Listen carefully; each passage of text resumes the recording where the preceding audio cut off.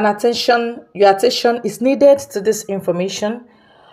Yes, as US Congressman alerts of the plot to assassinate Kanu. This is coming from the US, you know. The representative of the state of Texas District 139 in the United States, House of Representatives Jarvis Johnson, has in a letter appealed to U.S. members of Congress to urgently intervene and urged Nigerian government to release the detained leader of indigenous people of Biafra, Nnamdi Kanu. Johnson said Kanu had, on May 12, 2021, traveled to Nairobi, Kenya, as a British citizen and was legally admitted, and that on June 19, 2021, agents of Nigerian government abducted him and tortured him for 8 days before his illegal rendition to Nigeria. Johnson's letter which was dated May 10, 2023, and marked appeal for your urgent intervention in urging the government of Nigeria to release Nnamdi Kanu from his extraordinary rendition, was made available to the Guardian's newspapers yesterday by Special Counsel to Nnamdi Kanu, Barrister Aloy Ejimako, stressing that time is of no essence. The U.S. congressman said, there is now growing fear and concern that the Muhammadu Buhari administration intends to assassinate or cause Kanu's disappearance before May 29, 2023, when it planned to hand him over to incoming administration. For months now, it is public knowledge that Kanu's health condition has deteriorated. He suffers from a serious heart condition and other ailments for which he is not getting enough medical attention. Appeal to the Nigerian government to release the IPOB leader dated back to June 27, 2021, describing Kanu as the leading advocate of Igbo struggle for self-determination. Johnson further stated that his persecution by the Nigerian government has intensified since 2015. When Kanu visited Nigeria from London, the UK, he further stated, first, few days after his arrival, on October 14, 2015, he was arrested in Lagos by agents of Nigerian government. He was held in solitary confinement by the Department of State Services, DSS. Ultimately, he was granted bail by the Nigerian courts. After his release, he resided primarily in his ancestral home in Abia State, Nigeria, with his parents, siblings, and other extended family members. On October 10, 2017 to October 14, 2017, the Nigerian military attacked and invaded his home. In the progress, dozens of people were killed, many were injured and maimed, while many others were captured alive and have disappeared. Fortunately, Kanu escaped the invasion and returned to his London residence to reunite with his nuclear family. On May 12, 2021, he traveled to Nairobi, Kenya, as a British citizen and was legally admitted into the country. On June 19, 2021, he was abducted by agents of Nigerian government. He disappeared in Nairobi and was tortured for 8 days. Okay, this one is coming from the US.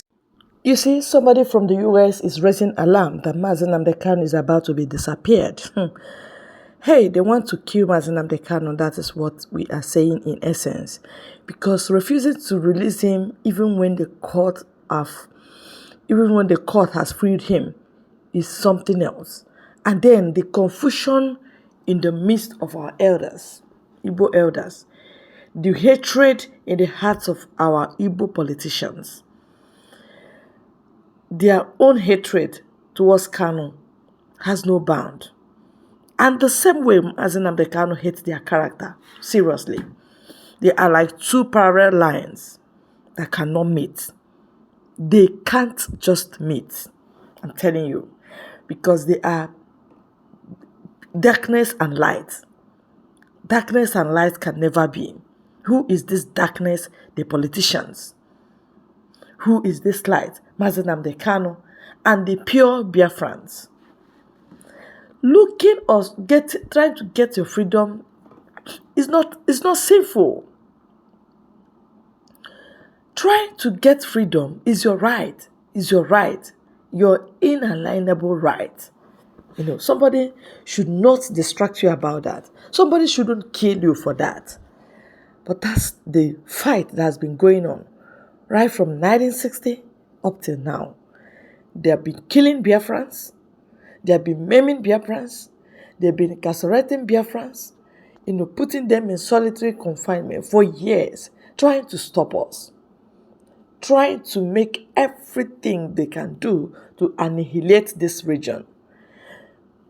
The one that is raging now is the lies and concussion from Nigerian government, their media, telling you that U.S. convoy was attacked, burnt. Why? How? Who is burning people? That is the modus operandi of Boko Haram and Mieti Allah. They kill and they burn. They do this in Nigerian uniform, Nigerian military. God is their witness. Devil is their witness. They do it in Biafra land. They burn, they kill. Whenever you hear something burnt, know that it was done in Nigerian army uniform. Yes, these are Boko Haram people. Repentant Boko Haram. They know it. They were trained with it. Kill and burn. So now, them doing it in Anambra State is to implicate our people. Besides, the game, the drama was not well played. It was doctored. It was shabbily done again. They say it was convoy, right? Convoy going to east. How many cars? They say it was 2, all right? And then, how do you know who was born? Give us their document. Tell us their name. Exactly where they were going to. Because Soludo said he knows nothing about what they are saying. Nothing. Instead of them to release Nnamdi Kanu and let Biafrans go, they are there doing hanky-panky games with innocent lives, killing more and more. And they feel they will go scot-free before Jehovah. They won't. Karma will fetch them out. Judgment awaits them. The money, whatever power they are looking for, they will drop it. They will drop it because it will be very hot in their hand. It is not their own. And that's the simple truth. Jarvis Johnson, God bless you. How did they know about all the details? It is by tweeting and retweeting what Mazepa is doing, what Aloy Jimako is doing online, what the rest of good and pure Biafrans are doing online. Tweet and retweet it. Retweet. Simple. The whole world will hear. And that's what Mazepa is doing. And that was what Nnamdi Kanu was doing.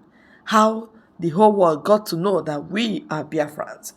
And Nigerian government has been dealing with us without mercy. That's your duty. That's my duty. God bless you, my dear people.